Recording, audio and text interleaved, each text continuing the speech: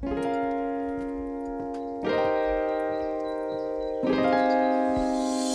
the past 10 years, we have been known as Diversity Day.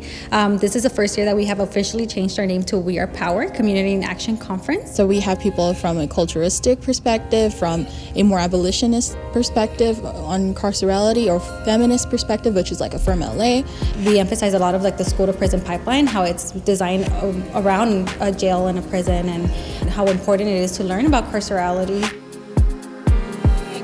We need to really understand that mass incarceration in this country does extend directly from the repression of Black people, period. The United States, which imagines itself as the most free, most democratic country in the world, incarcerates the largest number of people than any other country. Something that doesn't really get mentioned as much in relationship to how its growth is the rising number of women's incarceration. Many women like myself also have this happens, right? How do we maintain parental relationships when you see your kid behind a glass for 30 minutes?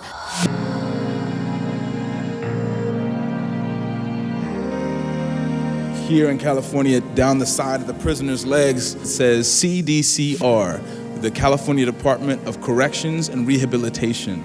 That is a lie.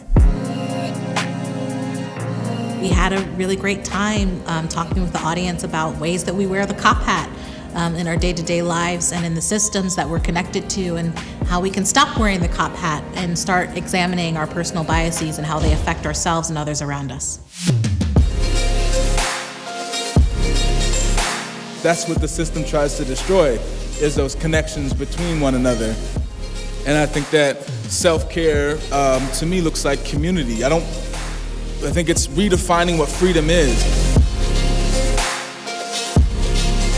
I think this conference today did exactly just that, is give folks an opportunity to work with each other and really get to know each other's intersections so that we could work together as a community.